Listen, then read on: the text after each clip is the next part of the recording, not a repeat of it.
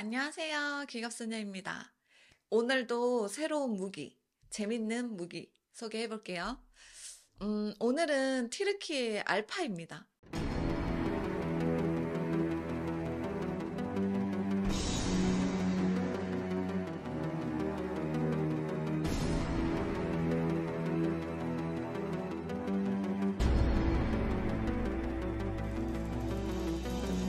티르키의 오토카가 작년 말에 선보인 알파는 최근 여러 나라에서 개발되고 있는 무인 로봇 전차예요. 생긴 모습이 전차와 비슷해서 무인 로봇 전차라고 부르지만 이런 차량은 통칭 UGV라고 부르죠. 무인 지상 전술 차량 정도로 번역을 할 수 있는데요. 지상 병력이 전투할 때 군수 물자 수송과 화력 지원이 이런 장비들의 주된 사용 목적입니다. 실제 주력 전차들을 무인 자동화를 할 수 있으면 좋겠지만 근데 아직은 무인 자동화 기술이 거기까지는 이르지 못했기 때문에 현재의 무인 로봇 전차들은 지상군의 윙맨이라고 할까요? 크기도 작고 장갑도 그렇게 두껍지 못하지만 30mm 기관포를 써서 보병 전투차 정도의 화력을 지원할 수 있는 수준입니다.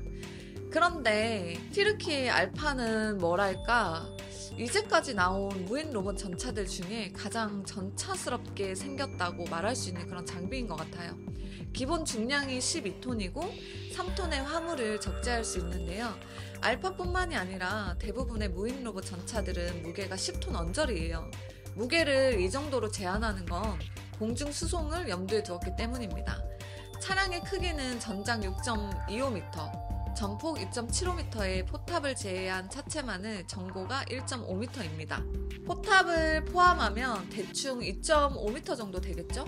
이 정도 크기가 요즘 유행하고 있는 무인 로봇 전차의 사실상 표준 사이즈예요. 미국의 립소 M5 전차나 에스토니아의 밀렘에서 개발한 타입 X 역시 알파와 유사한 크기를 갖고 있긴 하죠. 왜냐면 세계에서 가장 많이 쓰는 수송기인 C130 허큘리스에 딱 맞게 들어가야 하거든요. 하이브리드 전기 추진 시스템이 장착되어 있어서 최대 시속 70km로 550km 거리를 갈 수 있고 디젤 엔진을 끈 상태에서 전기 모터로만도 50km 정도를 갈 수 있다고 합니다.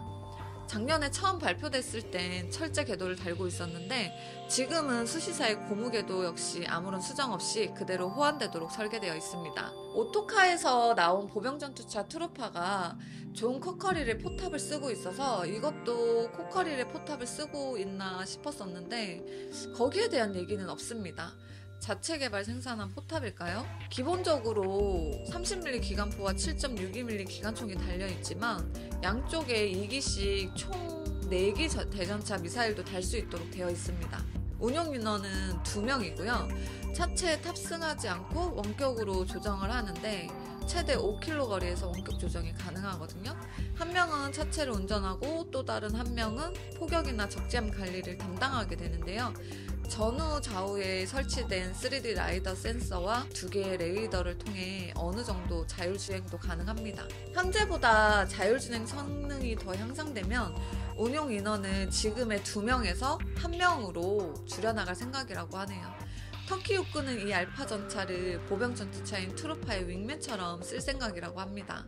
보병 전투차를 보호하고 병사들이 하차했을 때 화력 지원도 하겠다는 생각인데 최근 이렇게 무인 전차가 계속 나오고 있긴 하지만 아직 실전에 사용된 예는 그리 많지 않습니다. 러시아가 무인 전투차인 우란을 2018년 시리아 내전에 투입을 한 적이 있지만 그때 굉장히 문제가 많았습니다. 우선 무선 조종 신호가 자주 끊겼었고 적외선과 열화상 카메라의 성능이 좋지 않아서 피하 식별이 잘 되지 않는다는 문제가 있었어요. 그래서 수많은 전차병을 잃었음에도 불구하고 우란을 우크라이나 전쟁에 투입하지 못하고 있는 것도 실전에서 이런 문제들이 제대로 개선되지 않았기 때문입니다. 게다가 우크라이나 정보전을 미국이 대신하고 있는 만큼 재밍이나 해킹을 통해서 미국에서 러시아 로봇 전차들의 통제권을 뺏어가지 않을까라는 걱정 역시 고민거리가 아닐 수 없는데요. 티르키의 알파는 이런 문제에서 과연 자유로울 수 있을까? 이거는 한번 지켜봐야 할 것 같습니다. 오늘도 여기까지 잘 들으셨나요? 그렇다면 잊지 마시고 구독이, 좋아요, 알림이 꼭꼭 부탁드릴게요. 오늘도 좋은 하루 되세요.